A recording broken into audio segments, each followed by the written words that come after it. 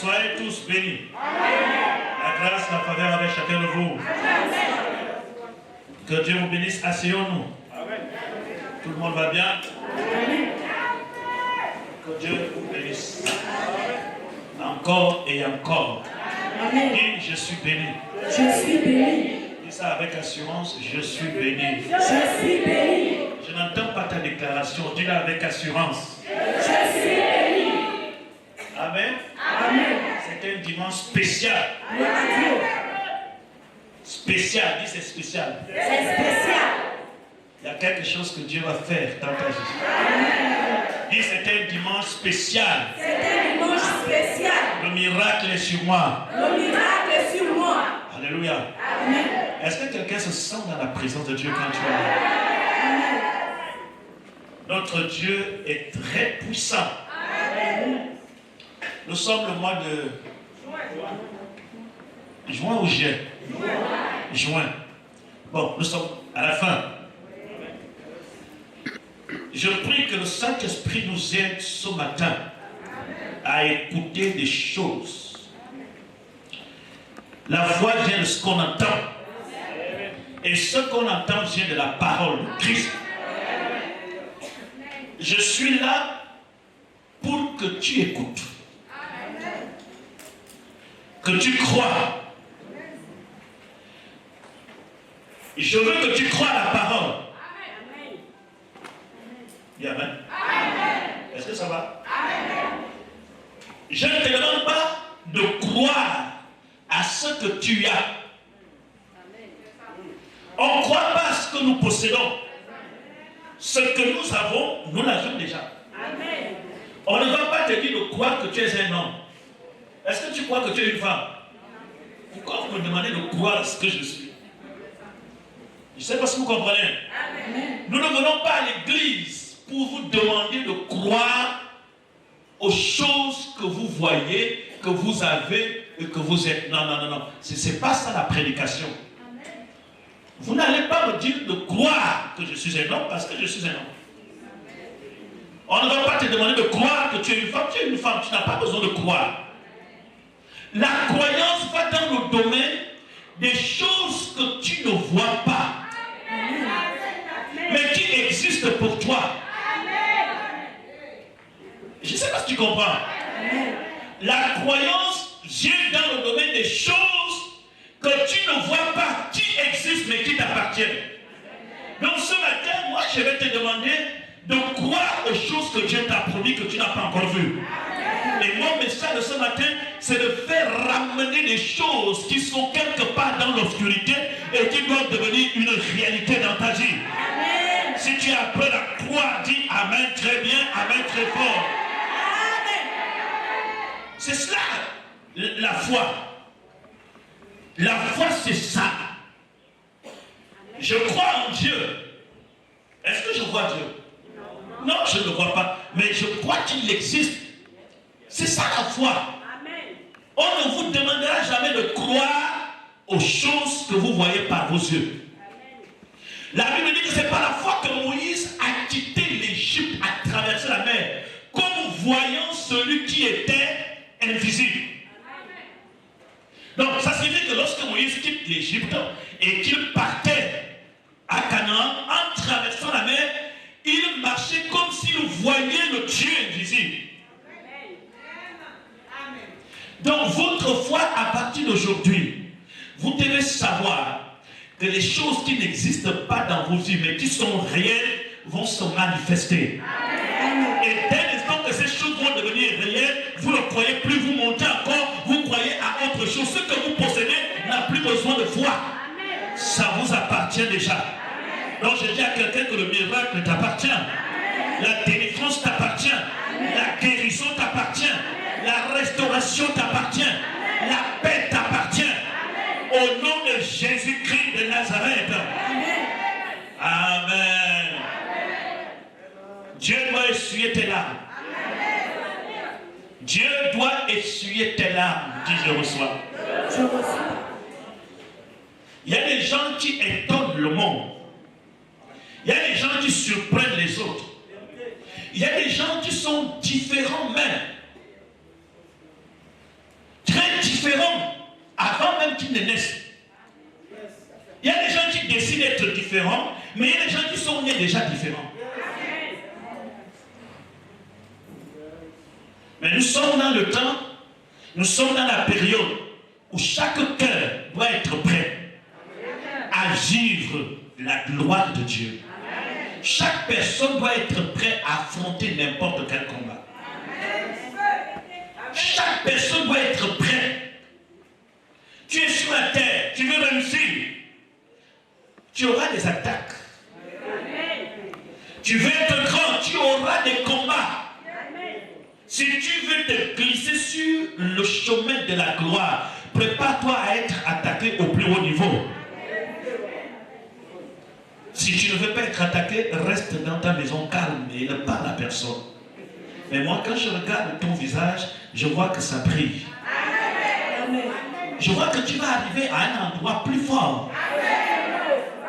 Amen. Je vois que ta douleur. Mon message de ce matin, c'est cette femme. Mais ce n'est pas ce que l'Esprit me pousse à prêcher. Je vais prêcher dimanche cette femme.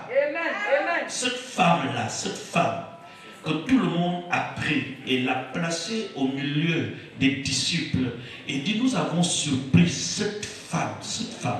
Cette femme-là, nous l'avions surpris, nous tous là.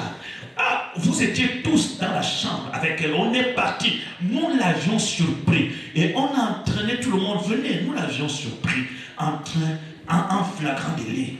Et la loi de Moïse nous dit que cette femme doit être lapidée. Mais Jésus, que dis-tu?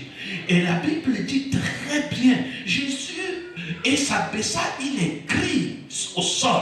Je veux que tu dises Amen. Amen. Vous savez, nous les pasteurs, on est très spirituels parfois. J'ai vu des gens qui ont prêché ce que Jésus a écrit sur le sol. Ah, je ne sais pas. Peut-être que Dieu peut vous révéler ce que Jésus a écrit sur le sol. Je n'ai pas cette grâce-là de comprendre ce que Jésus a écrit sur le sol. Mais il y a quelque chose qui m'attire l'attention.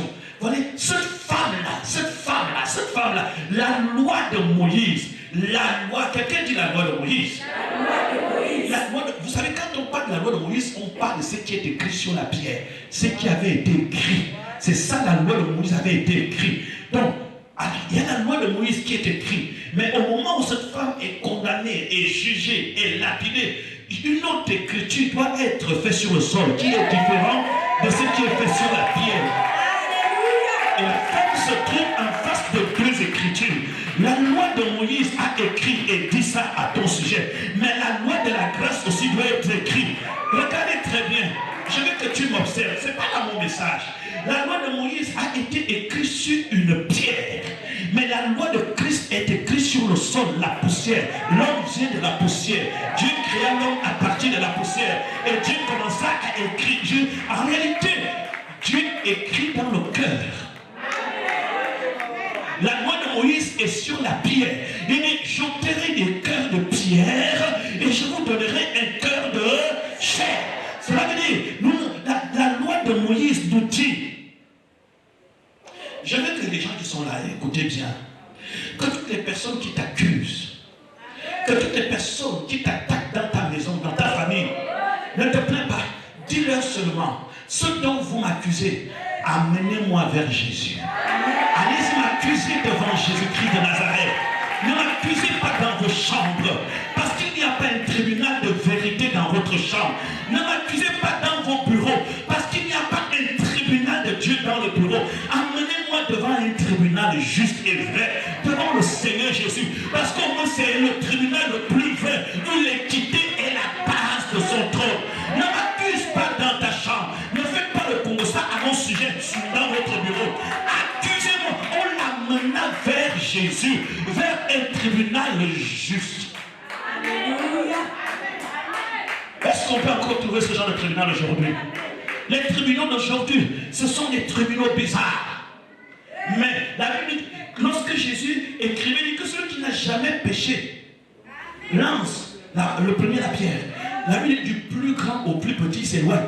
Mon Dieu, lorsque vous regardez, même les petits ont été entraînés d'accuser cette femme, du plus grand au plus petit. Mais combien de personnes ont trouvé cette femme. Mais d'où viennent des petits? Vous savez, il y a des gens sur la terre qui entraînent des autres.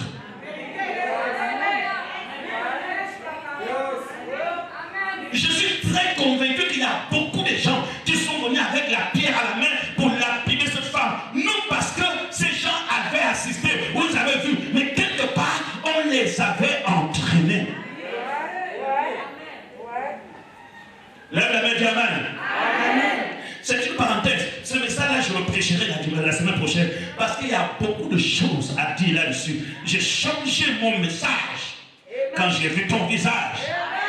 J'ai changé mon message quand je suis monté sur l'estrade. Il y a un autre son de trompette qui vient dans mes oreilles. Et lorsque je regarde, je vois que les choses vont bouger très fort ce matin. Si quelqu'un est avec moi qui dit amen très fort. Mon message est en rapport avec ta vie et en rapport avec tes douleurs et en rapport avec tout ce que tu vis tous les jours. Mon rapport est en rapport avec ton passé. Mon message rentre au plus profond de toi, dans ta vie, dans des choses difficiles. Mon message, c'est je veux venir te trouver dans l'obscurité de la vie, là où tu te trouves. Il y a quelqu'un qui est dans le noir, il est dans le noir. Je vais vous dire quelque chose. Mon message de ce matin, la victoire commence dans le noir.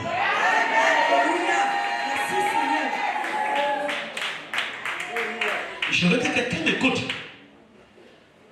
Je suis très content. Je dis, la délivrance commence dans le noir. La Bible déclare, Dieu créa dans Genèse chapitre 1. S'il vous plaît, quelqu'un peut commencer d'abord la lecture parce que je ne veux pas tout le temps les lire et revenir. Je veux Genèse chapitre 1, que tout le monde commence la lecture. Gloire à Jésus. Au commencement, Dieu créa les cieux et la terre.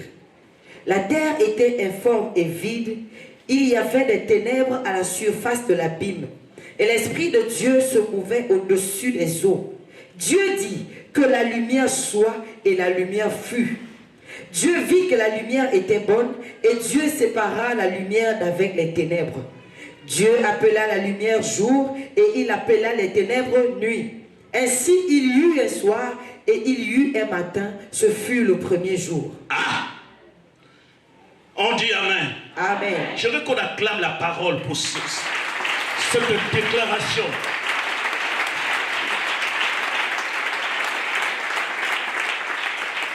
Que les démons de ta famille s'en aillent.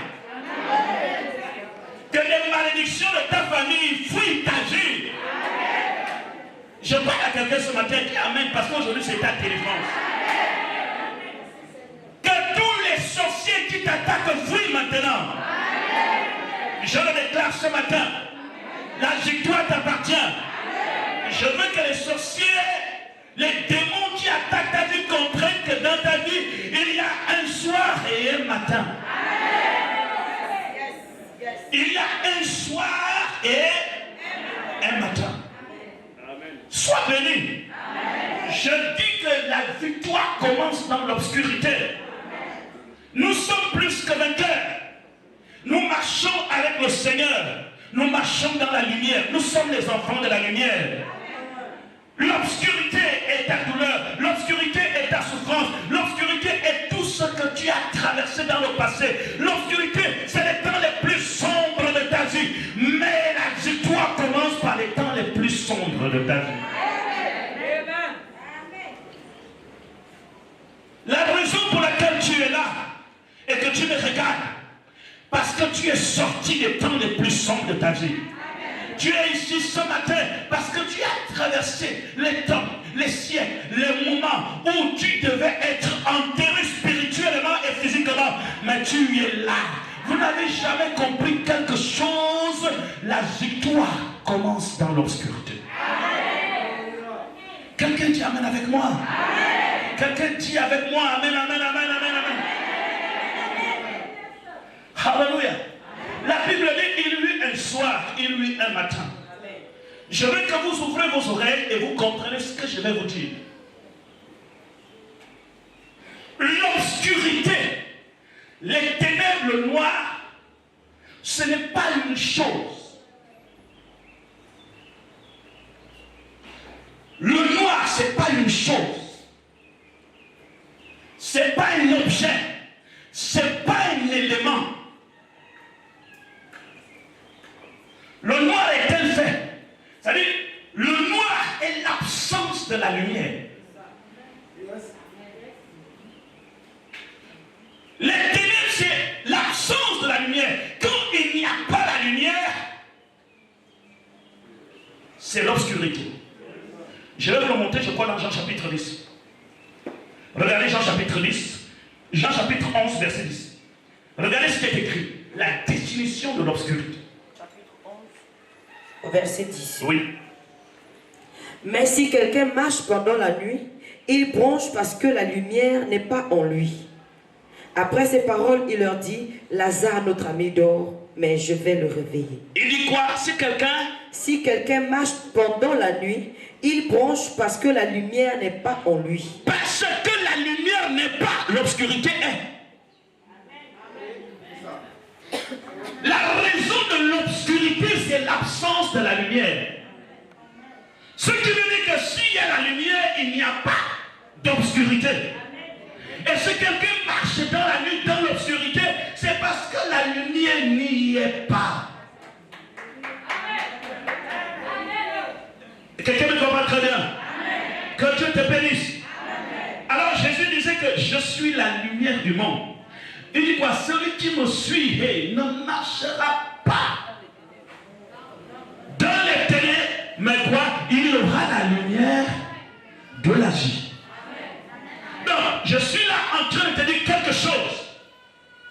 L'obscurité n'existe pas. Ou bien l'obscurité, c'est là où Dieu commence tout. Amen.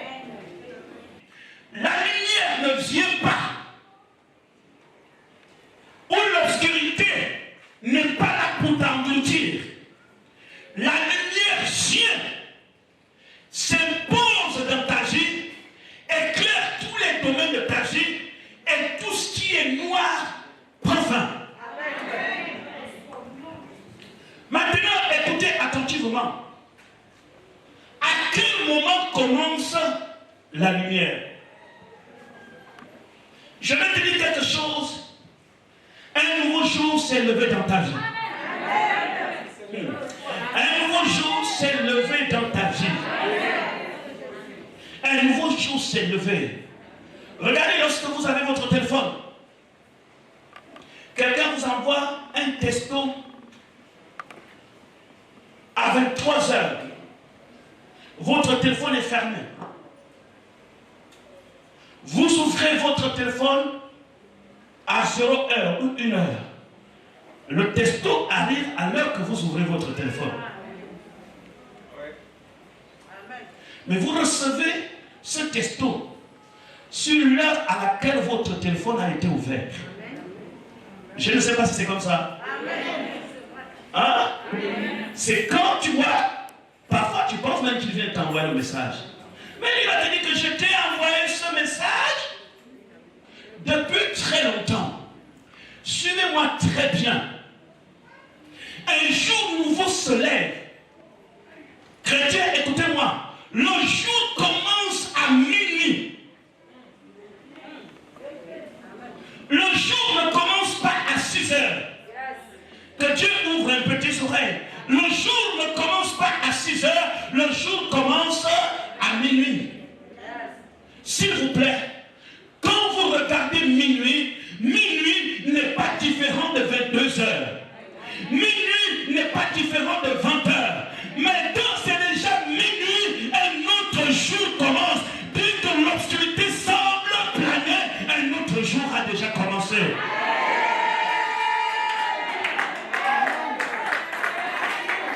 Je croyais que tu allais dire Amen. La manière dont tu réagis va libérer quelque chose dans ta vie. C'est ça la parole de Dieu. Il y a eu un soir, il y a eu un matin. L'obscurité, l'obscurité, l'obscurité. C'est-à-dire, quand vous regardez 22 heures et 1 heure du matin, c'est la même chose. Je veux que vous mettez dans votre tête que votre délivrance commence dans l'obscurité. Toutes les épreuves que tu as connues, toute la souffrance que tu as connue, c'était le commencement de la gloire de Dieu dans ta vie. La gloire ne débute pas le matin, la gloire débute le nouveau jour. Et le nouveau jour commence à 24 heures. Je sais qu'il y a beaucoup de gens qui me regardent en ce moment et d'autres qui sont ici. Est-ce que tu vas t'agir? Non, papa, ça ne va pas. J'ai des problèmes. Mais je t'annonce qu'il n'est plus 23 heures. Il est déjà minuit. Tu es déjà dans l'autre jour. Un jour, nous se lève. Je veux que quelqu'un lève la main et dise un jour, nous se lève dans ma vie. C'est ça la vérité. Lorsqu'on dit qu'un jour, nous se lève dans ta vie, ce n'est pas à 6 heures du matin. Au moment où tu passes en train de pleurer, Dieu, lui, il a déjà dit, il y a un soir et il y a un matin. Au moment où tu es désespéré, dans l'obscurité, tu n'espères plus à rien, un nouveau jour a commencé. Un nouveau jour a commencé. Tu me comprends très bien? Pour ton mariage, un nouveau jour a commencé. Pour ton entreprise, un nouveau jour a commencé. Pour tes études, un nouveau jour a commencé. Pour tes projets, un nouveau jour a commencé. Mais papa, il fait encore nuit dans ma vie. La victoire commence dans l'obscurité.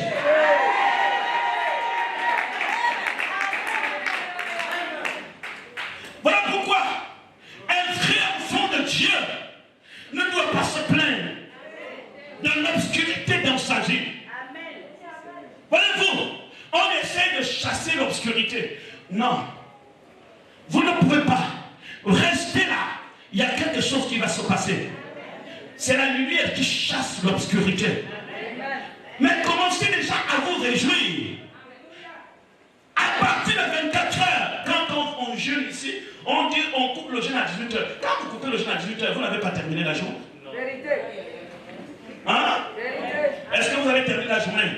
Ah non, non, non. C'est 24 heures. C'est 24 heures que j'ai coupé mon jeûne. Et quand c'est 0 heure, je suis déjà un autre jour. Mais quand je regarde le ciel, il n'y a aucune différence entre 23 heures et 24 heures. J'ai l'impression que c'est la même chose. Ne confondez pas le jour et le soleil.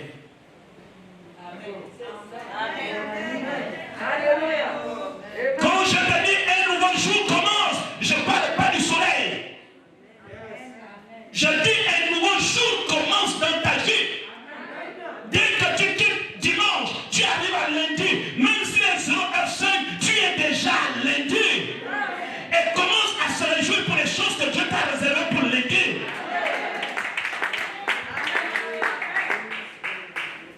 Il y a une différence entre le jour et le soleil. Dès que je suis déjà un nouveau jour, je commence à vivre la gloire de Dieu dans ma vie. Je commence à proclamer les miracles qui m'appartiennent. Voyez-vous, lorsque nous allons traverser 2021-2022, il y a des gens qui commencent à bâtir 2022 quand ils rentrent en 2022. C'est maintenant que nous sommes en train de préparer. Nous sommes en phase de transition. Nous sommes en train de poser des actes pour voir la gloire de Dieu pour l'année qui va commencer. Chaque enfant de Dieu a une promesse. La Bible déclare quoi? Soyez tous bénis. Soyez tous bénis. Qui accusera les élus de l'Éternel? L'obscurité, c'est le début du miracle de quelqu'un.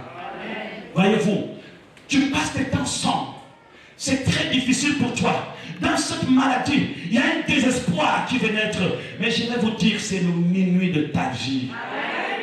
Dans chaque circonstance, il y a un soir, il y a un matin. C'est les seuls mots que Dieu ne fait que répéter dans la Bible. Il y a eu un soir, il y a eu un matin. Il y a eu un soir, il y a eu un matin. Il y a eu un soir, il y a eu un matin. Oh Dieu, pour tes enfants, je le crois pour quelqu'un qui me regarde, il y a un soir et il y a un matin.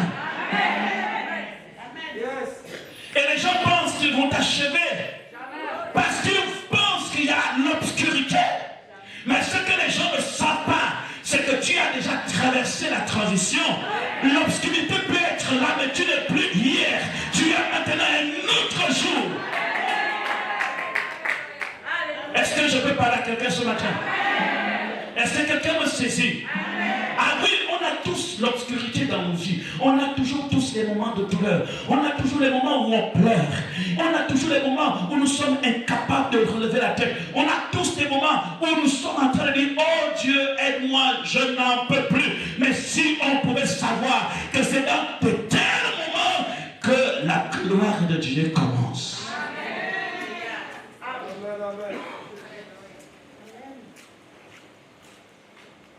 Regardez votre Bible. Je crois Actes chapitre 16, verset 25. Vers le milieu de la nuit, Paul et Silas priaient et chantaient des louanges de Dieu. Et les prisonniers les entendaient.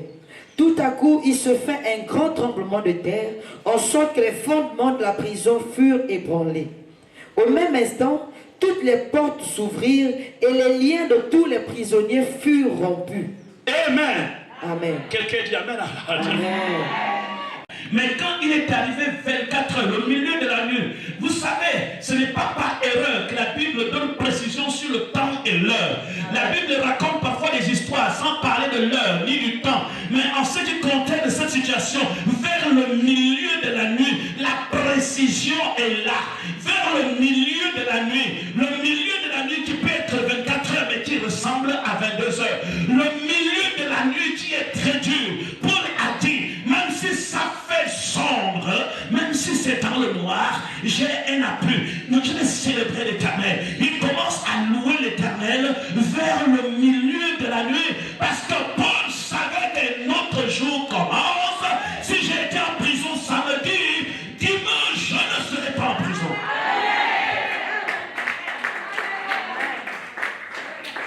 Alléluia. Est-ce que tu comprends ce que je dis? Est-ce que quelqu'un comprend bien ce que je suis en train d'expliquer? La Bible dit que pendant qu'il louait l'Éternel, les portes de la prison s'ouvrirent, les chaînes des prisonniers se brisèrent et les prisonniers sortirent. À quel moment la délivrance a commencé pour ces prisonniers? C'est dans l'obscurité. C'est dans l'obscurité que les prisonniers sont sortis. C'est dans l'obscurité que les portes se sont brisées. C'est dans les temps difficiles que Dieu va briser les portes dans ta vie. C'est dans les temps de ténèbres que non, je vais rentrer dans ta prison et te libérer de l'esclavage. Oui. Je ne sais pas si tu comprends bien. C'est dans la nuit. C'est dans la nuit. C'est dans les temps les plus sombres. Paul et Silas, ils chantaient. Mon frère, quand c'est dur, chante. Quand c'est plus fort que toi, chante. Quand tu ne vois plus ni devant ni derrière, chante. Papa, je traverse les temps les plus obscurs de ma vie. Chante. Tu ne sais pas, au temps que tu traverses, tu ne sais pas si ton pied se retrouve déjà l'autre côté de la journée. Les ténèbres nous retiennent parce que nous marchons selon la vue et non selon la foi. C'est la raison pour laquelle j'ai introduit mon message.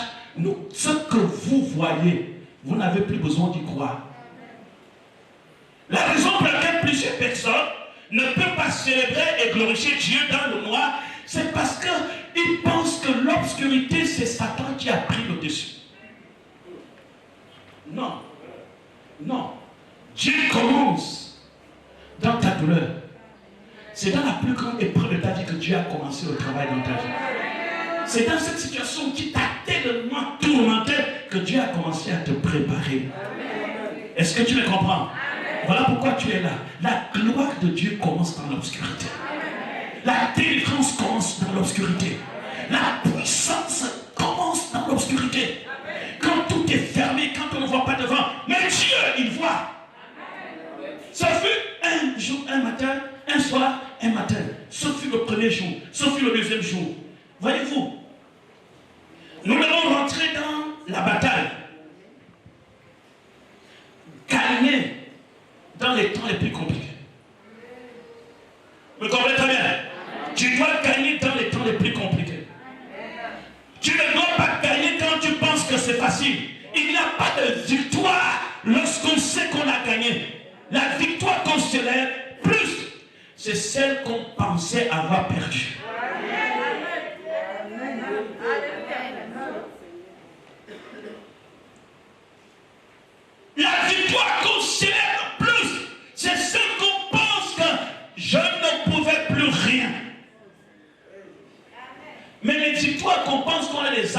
on est sûr de gagner sont célébrés moins. Regardez bien dans la Bible. Un homme avait loué les gens pour aller travailler dans sa ville, qui avait son champ. Il prend les gens à la première heure. Il convient avec eux, je vous paierai. Il trouve encore un autre groupe. Il les prend. Il dit, je vais vous payer telle ou telle somme. Après, il trouve les autres en soirée vers la 6e heure. Il dit, mais qu'est-ce que vous faites là? Il dit, mais parce que personne ne nous a loués. Il dit, vous aussi, allez-y travailler à magie. Et après, il a appelé à tous pour leur donner le salaire. Et il a payé tous de la même manière. Ceux qui avaient été loués à la première heure ont commencé à bouder. Pourquoi on nous paye le même prix que ceux qui on a pris qu'à 6 heures, ils n'ont fait que 30 minutes de travail? Le maître de la vie nous dit, n'ai-je pas le droit de faire du bien à qui je veux? Lorsque je t'ai loué, ne t'ai-je pas convenu avec toi que c'est comme ça que je devais te payer? Prends ce qui est à toi et pars. Dis Amen. Amen. Voyez-vous? Il dit, prends ce qui est à toi et va-t'en. Maintenant, sur toutes ces personnes-là, qui sont ceux qui vont plus aimer le maître de la vie? C'est ceux de là. Pourquoi? Ouvrez les oreilles et dites Amen blanc. C'est comme ça que l'Église travaille aujourd'hui. Vous savez, ceux qui vont beaucoup célébrer Dieu, ceux qui auront une relation intime avec le Saint-Esprit, qui vont chercher Dieu d'une manière permanente, qui vont glorifier Dieu jusqu'à faire sauter les toits, c'est ceux qui pensent qu'ils ne méritaient rien. Et c'est la raison pour laquelle la Bible déclare, les prostituées vous dévanceront du royaume. Nous sommes aujourd'hui dans un christianisme où il y a beaucoup de gens qui pensent qu'ils ont travaillé et ils méritent.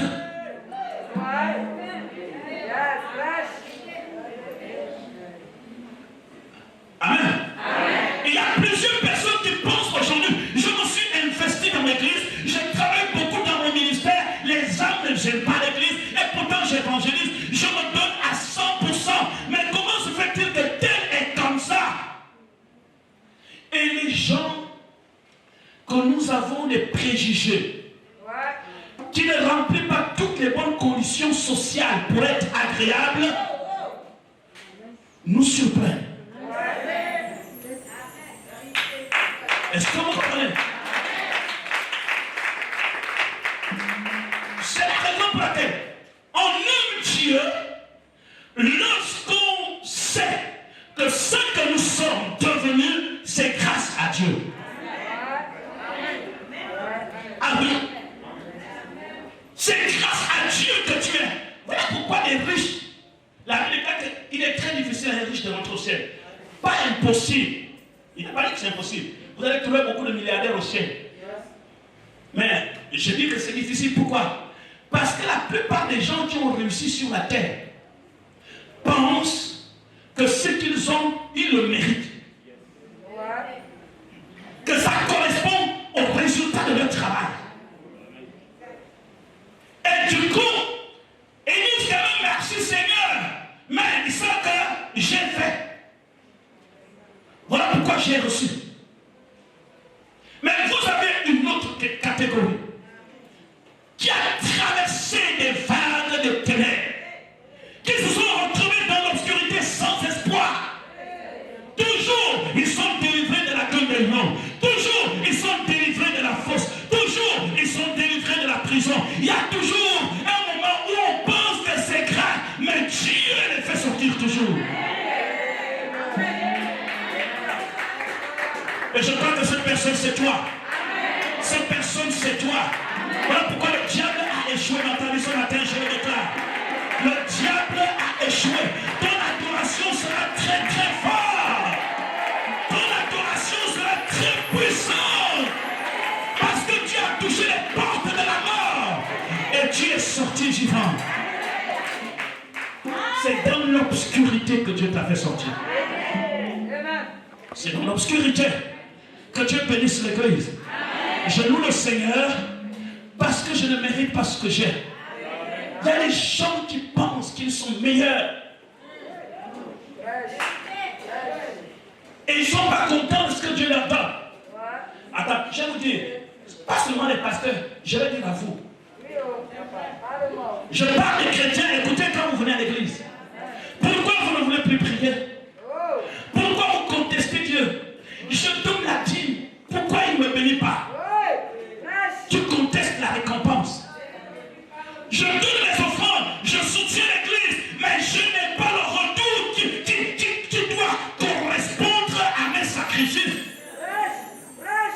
C'est cela, Seigneur. Lui, il a donné la dîme une fois.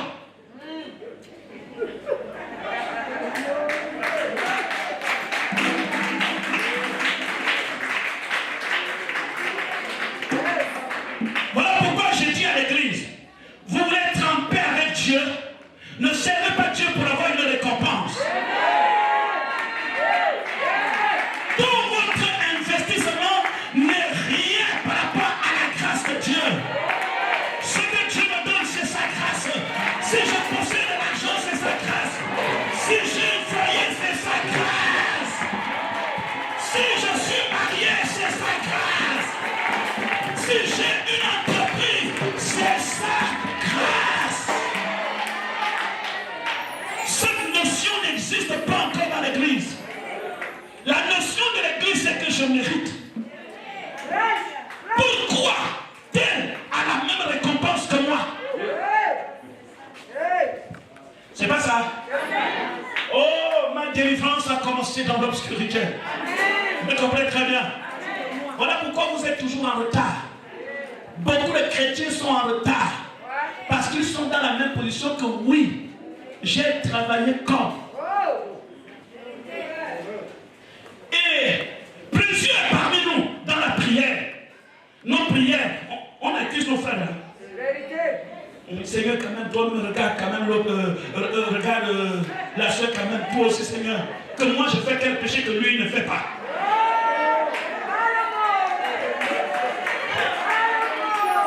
Quel est le péché que moi je commets, que le pasteur là ne commet pas? Pourquoi son ministère prospère et pas le mien?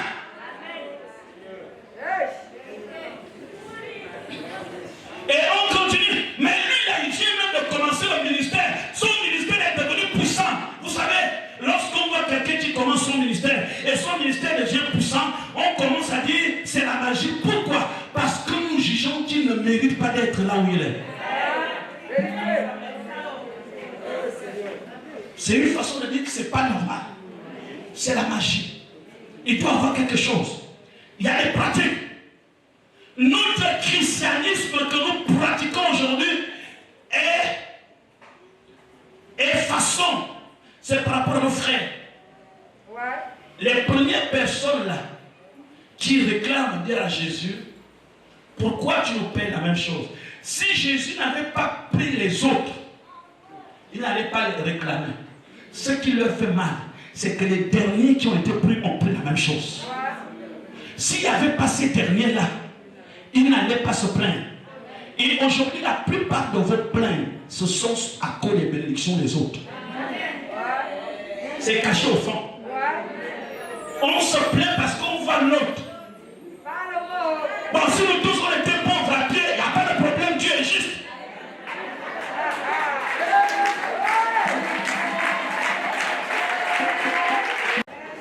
C'est ça le vrai problème. Même si après le culte là, les uns vont demander clando 300 IAI, d'autres vont démarrer sur le bouton, d'autres vont démarrer avec la clé. On commence à dire Seigneur, chez moi jusqu'à quand?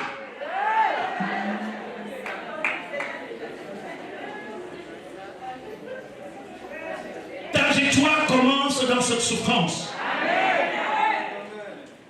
Fermez les yeux sur ce que Dieu fait dans la vie des autres.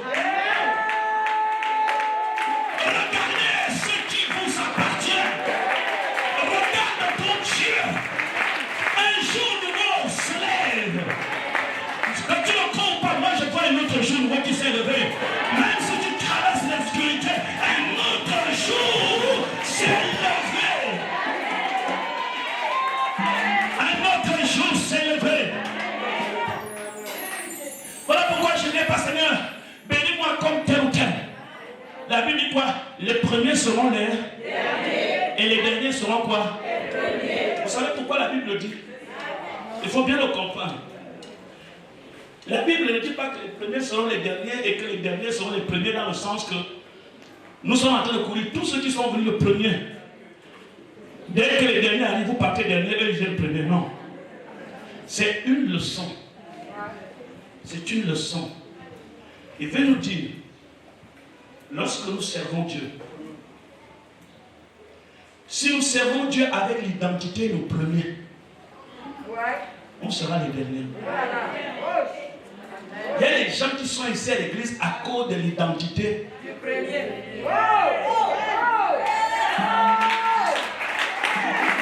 Lorsque je sers Dieu avec l'identité je suis le premier, en ce moment les premiers seront quoi? Mais lorsque je suis avec Dieu, oh Seigneur, si je suis ce que je suis, c'est ta grâce, je ne le mérite pas. J'ai fait 10 ans, 30 ans, mais je ne suis rien, c'est sa grâce.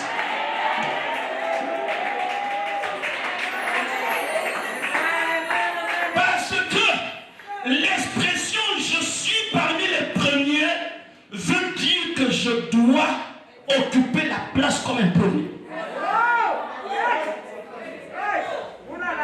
Vous me comprenez très bien? C'est ce qui veut dire que les premiers sont les derniers. C'est-à-dire que toi tu sers Dieu dans ton église là. En réalité tu es beaucoup accroché là parce que c'est nous qui avions commencé à côté du pasteur.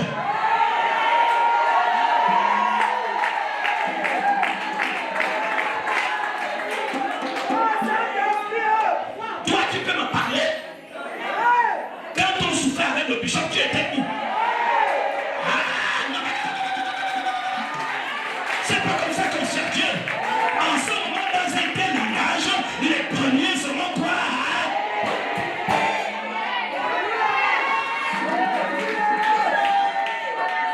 Mais si je reste dans la position, même si j'ai été appelé parmi les premiers, Seigneur, je ne suis pas digne d'être premier. C'est ta grâce qui me positionne dans le neige. C'est ta grâce qui me positionne. Sois positionné par la grâce de Dieu. Je dis sois positionné par la grâce de Dieu.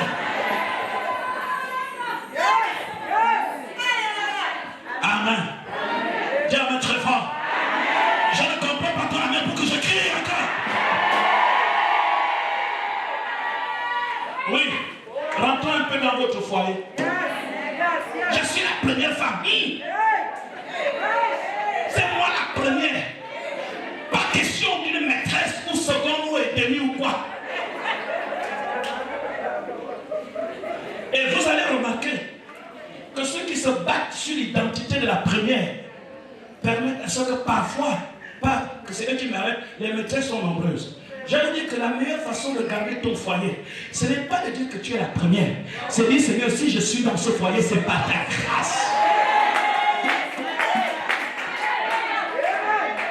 Vous n'allez pas empêcher votre mari de vous tromper parce que vous êtes la première femme.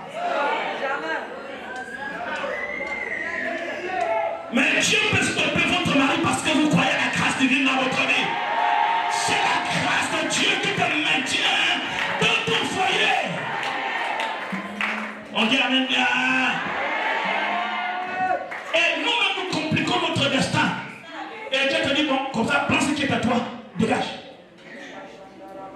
Voyez-vous, regardez que les derniers qui arrivent là ne méritaient même pas d'avoir un salaire. Il dit, personne ne nous a loué en chaume. Bon, il dit, venez. Ils ont travaillé. On dit que le travail est terminé. Ah bon? Voici votre part. Je crois que si vous écoutez ces gens chanter la nuit, le toit peut sauter. Parce que dans leur esprit, il n'y a pas de positionnement. Ils ne savaient même pas qu'avant eux, d'autres personnes avaient été louées. C'est la raison pour laquelle ils n'ont même pas besoin. Ils ne s'occupent pas des autres. Ils ne cherchent pas à comprendre ce que le maître fait avec les autres. Leur vie chrétienne n'est pas basée sur ce que le pasteur traite avec l'autre. Sa vie n'est pas fondée sur ce que le pasteur montre. Sa vie est, Seigneur, je suis là. Tu m'as mené dans cet endroit. Je crois que tu as un plan pour moi. Quel que soit le temps et l'heure que je suis arrivé, la victoire commence dans l'obscurité. Oh Jésus, je suis là.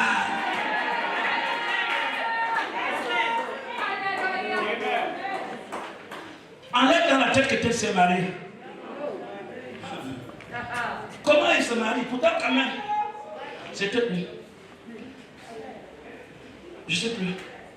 Mais papa, je suis une belle femme. Regarde comment. Voilà, quand vous faites cet entretien avec le pasteur, il va dire des phrases comme ça.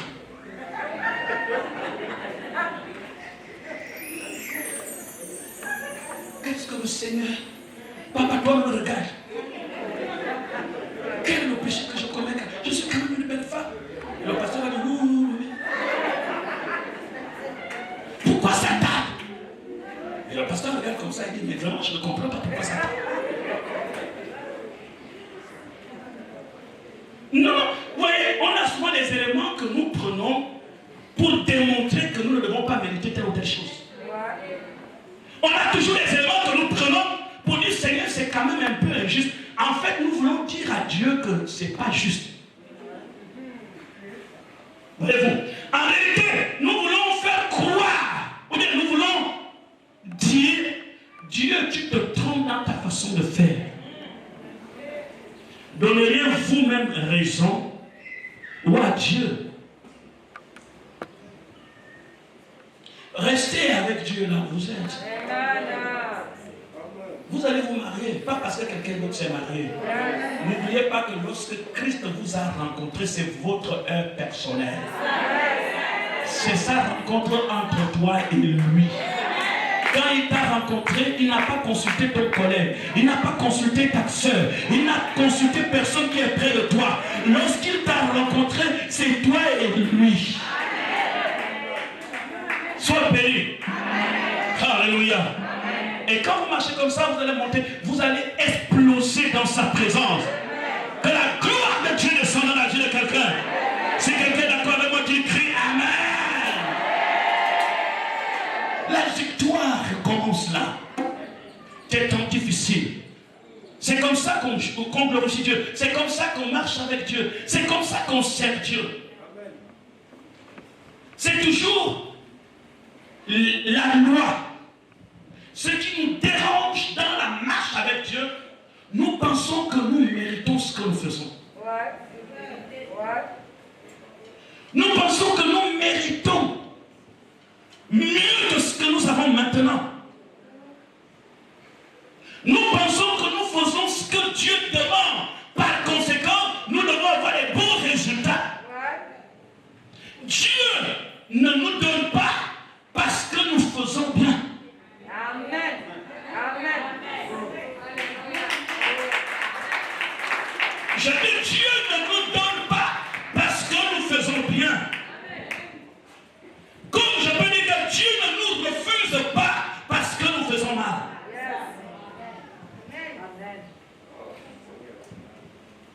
Et c'est là où tout se complique. Et on vit comme ça.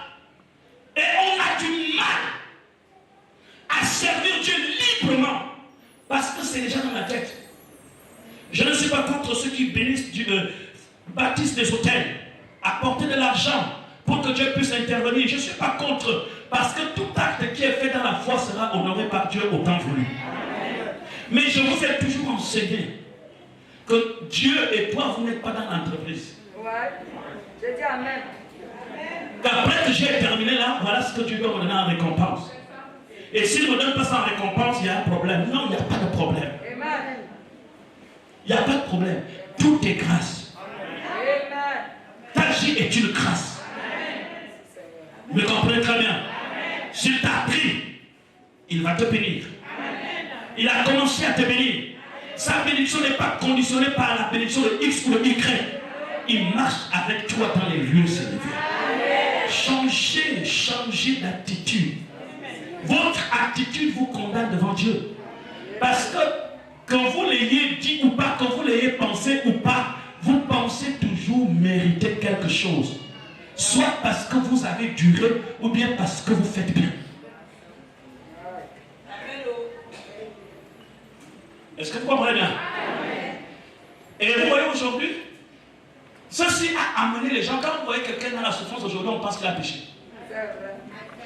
Nous avons une notion dans le christianisme aujourd'hui où beaucoup de chrétiens utilisent: tu fais mal, tu auras des mauvais résultats. Tu fais bien, tu auras des bons résultats. Et c'est comme ça que nous marchons. Et les gens font bien pour avoir des bons résultats. Mais en faisant tellement du bien, on se rend compte qu'il n'y a pas de bons résultats. Ceux qui souffrent aujourd'hui, qui n'ont pas d'argent, qui n'ont pas de voiture, ne sont pas mauvais. Ceux qui ont l'argent aujourd'hui, des grosses voitures, des villas, ne sont pas bien. En quelque sorte, dans la balance de Dieu, il n'y a pas deux côtés, il y a un seul côté. On appelle ça la balance de la grâce. Il n'y a pas, on n'est pas dans l'islam. Dans les musulmans, il y a les justes et les méchants. Il va mettre le bien côté, le bien un côté, le mal un côté, et il va suivre comme on achète le poisson. Si c'est comme ça que Dieu va juger les musulmans, aucun n'ira chez Dieu. Je peux déjà vous rassurer que votre mal pèse plus que votre bien. Même si vous essayez de tricher sur la balance, ça va toujours peser le côté du mal. Parce que la Bible dit que sur la terre, aucun homme n'est juste. Aucun.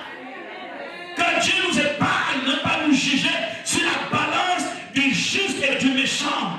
Qui est le juste? Personne. On est tous les méchants. Et Christ a pris notre méchanceté et nous a donné sa justice. C'est une grâce. Quelqu'un me dit ce matin? Voilà, voilà. Donc, je prie que tu comprennes que Dieu ne t'a pas abandonné dans l'obscurité. Dans tout ce que tu traverses, Dieu ne t'a pas abandonné. Dans le chemin du noir, Dieu ne t'a pas abandonné. Ton jour commence dans le noir. Et je peux te dire, toi qui me regardes, au nom de Jésus que tu sers, le nouveau jour a commencé. Ce n'est plus le temps de souffrance.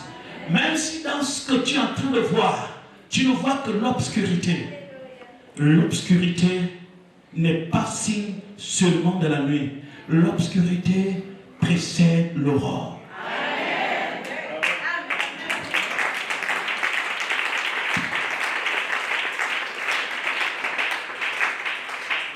Et c'est comme ça que nous vivons dans la victoire. Que cette victoire rentre dans ta vie. Cette façon d'être avec Dieu va vous amener très loin. Très loin. Voyez-vous cette femme-là qu'on a amenée, qu'on est venu accuser, et nous l'avions pris en flagrant délit. Sa vie a commencé dans l'obscurité. Cette femme qui se retrouve là, Jésus dit que celui qui n'a jamais péché lance le premier la pierre, n'est-ce pas? Les uns citent la loi de Moïse qui est écrite sur la pierre. Et Jésus écrit sur la terre. Deux écritures. Une condamne, autre libère. Que celui qui n'a jamais péché lance la première pierre. Du plus grand au plus petit. Comment du plus grand au plus petit vous pouvez vous retrouver en face d'une seule femme? Les petits cherchaient pendant cette histoire de fidélité.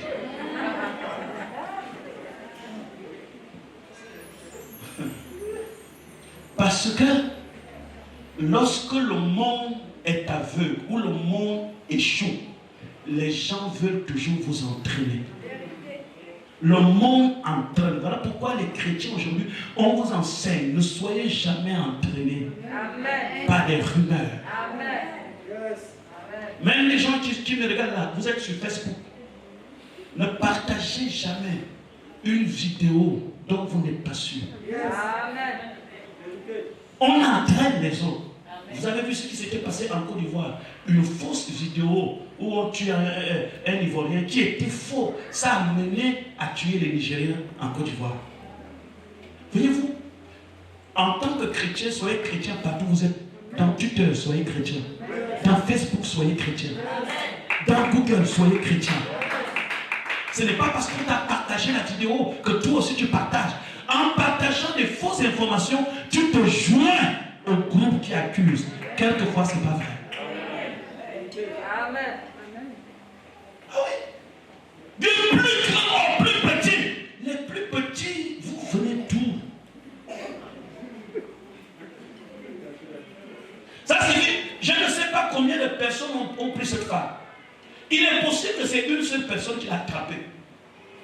Et ça a entraîné les autres. Oui, cette femme. Et les gens qui disent, ah, elle a fait quoi? Allons, chacun a attrapé la pierre pour la tuer. Mais quand Jésus vient là, il vient faire la honte. Ce que j'appelle Jésus va te justifier devant une foule. Il va te justifier. Et toute personne qui te condamne devant le Seigneur Jésus-Christ. Est-ce que tu le comprends très bien? Tu sortiras libre et vainqueur.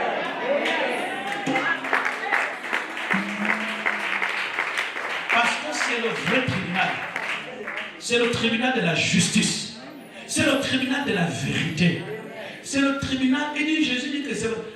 non, c'est pas... Jésus n'a pas dit qu'il n'a pas péché. Écoutez la réponse de Jésus. Et je vous dis vous tous là. Si vous dites, tu es menteur. Jésus ne dit pas, il n'est pas menteur, je suis mon produit sur la croix, non. Jésus demande à ceux qui t'accusent que celui parmi vous qui est sans péché, qui lance la pierre. L'hypocrisie du monde. C'est ça. Il n'a pas dit que cette femme n'a jamais péché, il dit que celui parmi vous qui n'a jamais péché, qui lance la pierre. Accusés par leur conscience. Je veux que vous sachiez que le monde aujourd'hui agit de manière inconsciente. Il a fallu que Jésus réveille leur conscience. J'ai vu un voleur qui arrête un autre voleur et dit tapez-le.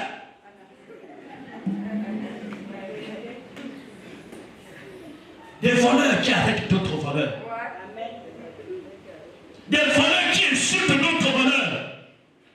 Des escrocs qui traitent les autres des escrocs. Des menteurs qui traitent les autres des menteurs. C'est ça la société d'aujourd'hui. Que celui qui n'a jamais péché lance la première. C'est ce qui est la vérité. Et accusés par leur conscience. Parce que en fait, ce que Jésus a touché, c'est leur conscience. Le monde aujourd'hui n'a plus de conscience. Les gens sont inconscients. Jésus a mis de la lumière dans leur conscience. Et leur conscience a réveillé leur état. Et leur conscience a condamné leur état. Et la pierre est tombée de leurs mains.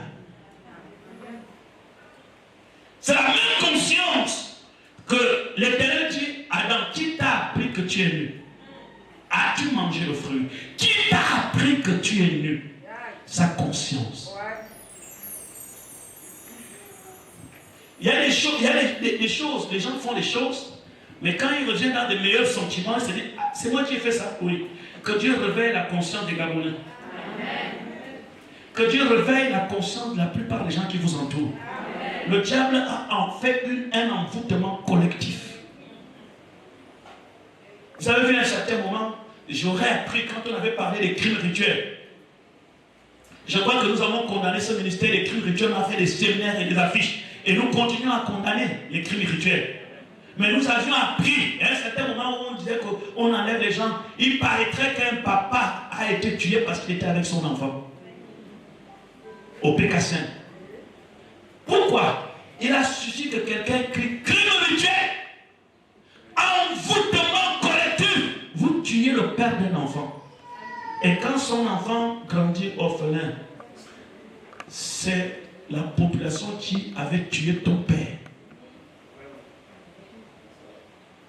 Un chrétien qui a le Saint-Esprit ne se laisse pas envoûter. Et ça commence partout, même dans les réseaux sociaux. Les informations, même quand on annonce le décès, parfois j'annonce dans le forum, quand je vois une information, je prends d'abord tous les renseignements nécessaires. Même quand dimanche, à minuit, j'étais au courant que le prophète vient de mourir. 2 heures après. Mais je m'ai annoncé ça dans le groupe que vers 8 heures. J'ai appelé au Nigeria. Je voyais dans les réseaux sociaux, j'ai appelé un pasteur. J'ai pris tous les renseignements. Et quand j'ai vu que tous ces renseignements-là, avec des personnes qui m'ont donné les renseignements-là, c'est sûr, c'est vrai, je dis, voilà. Il y a un ami pasteur qui m'a envoyé une vidéo. Il dit, Bishop, il faut pas aller se faire vacciner. Je dis, qu'est-ce qu'il y a? Il dit, regarde cette vidéo. Dans cette vidéo, il y a des gens qui prennent le téléphone. Quand il met le téléphone ici, le téléphone reste collé. L'autre prend l'ampoule. Quand il met l'ampoule là, il y a la lumière. C'est l'ami pasteur qui m'a envoyé ça. J'ai dit, papa, toi aussi. Moi aussi, je vais te faire la même chose. Les ampoules que Gaël nous donnait ici là. Tu prends ça, je fais semblant de ça. Bien que je mets ça ici, pas, ça s'allume. Hein? Il n'y a pas ça. Gaël, tu envoies les ampoules là. Mais on vend ça partout. Est-ce que vous connaissez les ampoules? Si tu prends ça, tu mets la lampe comme ça s'allume. Oui? Vous qui avez les points de coupure. Tu mets même ça ici sur la poitrine, ça s'allume.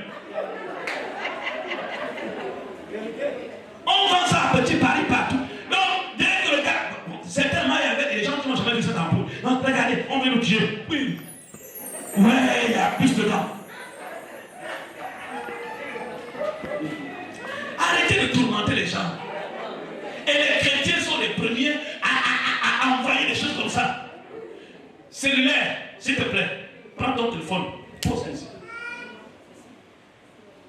Tu fais un peu de sueur, tu poses ici, ça va rester collé. Oui, enlève les tuiles, pas avec les tuiles. Regarde comment il met, il n'y a pas les tuiles. Il est salué, plus mais c'est ici. On veut embrouiller les gens. C'est même pas à moi de vous dire de se vacciner ou pas, chacun est libre. Mais je veux seulement que je me vaccine ou pas, il ne faut pas que je véhicule des fausses informations. Je ne sais pas si vous comprenez. Il faut écouter des fausses informations. Il y a des gens qui invoquent. Il y a un téléphone, oh, il était en train de parler au téléphone, la bouche est presque ouverte, les 2 trucs sont partagés. Raisonne toi-même que quelqu'un dont la bouche a été dégagée comme ça ne peut plus en train de faire comme ça là. Oh. Parfois il y a des gens qui veulent amuser la galerie dans la toile. Partagez les messages des prédicateurs. Partagez les messages qui peuvent changer les vies. Ne passez pas le temps à partager plus de l'humour que de la parole de Dieu. Amen. Vous savez que dans le confinement, beaucoup de gens ont eu des idées. De vérifier les informations. Cette femme, les petits et les grands ont commencé à dire que tu as commis l'adultère, tuez-le. Ils ont été emportés par la foule. Et ils sont tous allés un à un. Et dit, où sont ceux qui t'ont condamné? Je ne te condamne pas. Va en paix, ne pêche plus. Mais ce que vous devez savoir, elle qui a péché a eu la grâce. Qu'il a trouvé celui qui pardonne les péchés. Mais ceux-là qui avaient les péchés dans leur conscience, ils sont arrivés en présence de Jésus avec les péchés dans leur conscience. Ils sont retournés avec les péchés dans leur conscience. Mais elle est venue avec son péché, elle est retournée libre. Mais les autres là, avec leur péché, on ne connaît pas leur péché. Eux, chacun savait son péché dans sa conscience. Mais ils sont retournés. Ils sont retournés avec leur péché. La femme est retournée libre. Que Dieu te bénisse. Amen. Acclame l'Éternel ton Dieu.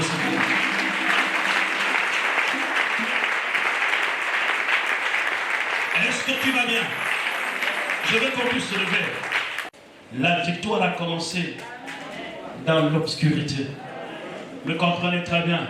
N'ayez pas peur. Quand tu vois que c'est difficile, c'est le début de la victoire. Quand tu vois que c'est dur, c'est le début de la gloire. Ta destinée prophétique commence à se manifester dans le noir. Dieu t'exauce quand tout devient dur. Dans l'obscurité, dans l'ombre. Voilà pourquoi il dit, quand je traverse l'ombre de la vallée de la mort, je ne crains aucun mal. Tu y es avec moi. Ne pense pas que tu es encore dans l'obscurité. Tu ne combats pas l'obscurité, le soleil va bientôt se lever. Mais en attendant que le soleil se lève, tu es déjà dans un nouveau jour. L'aurore apparaîtra. l'aurore apparaîtra. Voilà pourquoi là où vous êtes là, ce que le diable veut que vous fassiez, c'est de se battre pour chasser le noir. Écoutez-moi très bien. Le diable veut vous envoyer à faire une guerre contre l'obscurité. Non, non, non, non, non. L'obscurité n'existe pas. L'obscurité est là parce que la lumière n'est pas encore arrivée, n'est-ce pas? Ce que vous devez faire maintenant, c'est demander à Dieu que le soleil apparaisse. Et quand le soleil apparaîtra, toutes les chaînes de malédiction vont tomber dans ta vie. Tout l'envoûtement sera brisé dans ta vie. Et je suis venu vous dire ce dimanche-là, vous n'allez pas retourner comme vous êtes venu. Je le déclare au nom de Jésus. Je prie Dieu que l'épée de Dieu commence à faire son travail. L'épée de l'esprit. Levons les mains au ciel. Nous allons prier. Nous allons prier ce dimanche. Disons ensemble, Père Céleste. Que quelqu'un le dit très fort. Père Céleste. Christ encore très très fort. Père Céleste. Dans mon obscurité. Le jour nouveau commence. Le jour de ma délivrance. Le jour de ma libération. Je proclame et je déclare. Qu'un jour nouveau se lève dans ma vie. Maintenant et à jamais.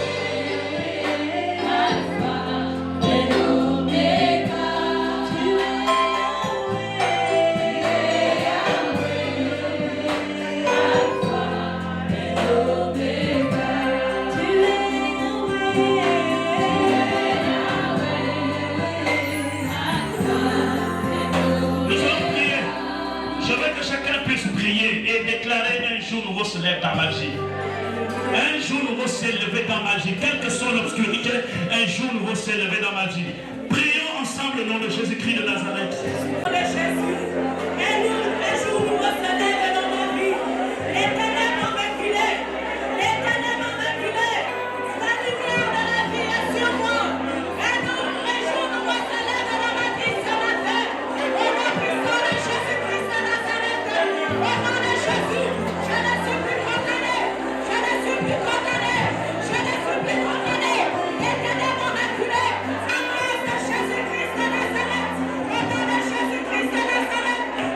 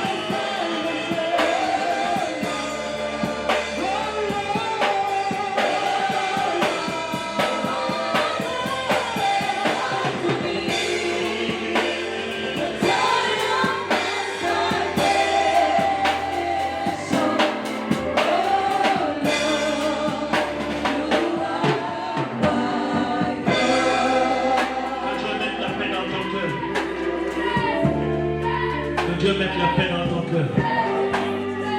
Que Dieu restaure ton âme. Je dis que Dieu mette la paix dans ton cœur. Jeune dame, que Dieu mette la paix dans ton cœur. Que ton cœur ne se trouble point. Enlève le trouble dans ton cœur. Réjouis-toi, car l'Éternel ton Dieu se lève. Dans l'histoire de ta vie, un jour se lève.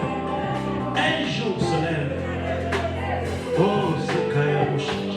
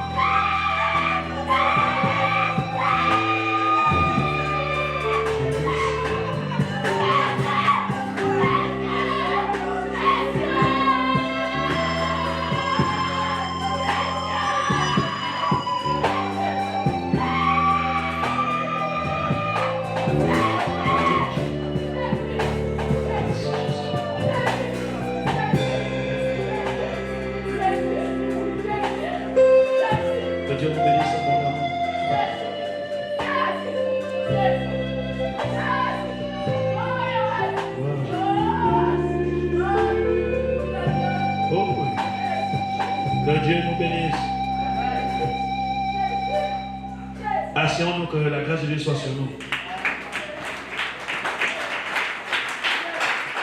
Amen, amen, amen, amen. Que vos cœurs soient remplis de paix et de joie. Amen. Que vos cœurs soient remplis de puissance, de gloire. Que Dieu continue à vous fortifier. Merci d'avoir pris part à ce merveilleux culte.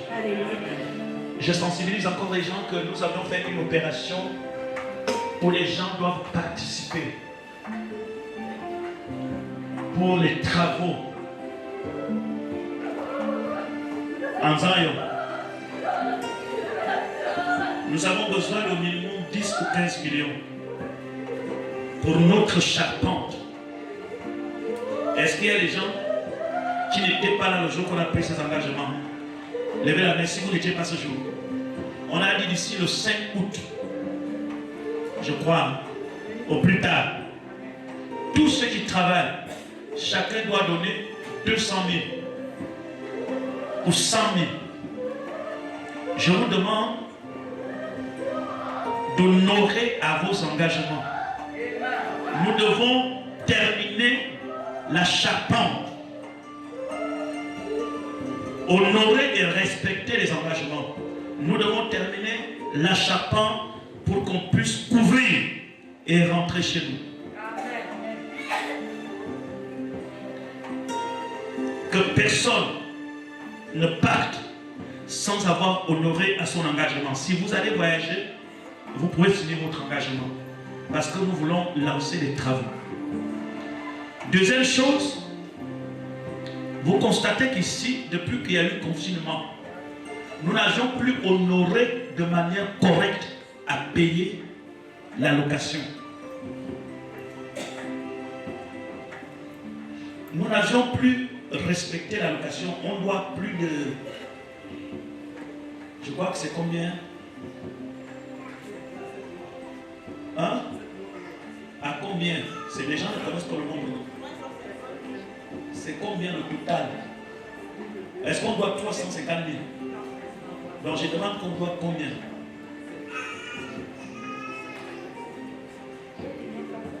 Hein? Vous voyez ici, nous devons ici 2 450 000. Voyez-vous? Je sais que nous avons un grand Dieu. On dit Amen. Nous pouvons honorer à cet engagement. Regardez ce qui se passera. Si on ne paye pas le loyer, l'argent qu'on devait utiliser pour faire la charpente, on risquerait d'amener ça dans le loyer.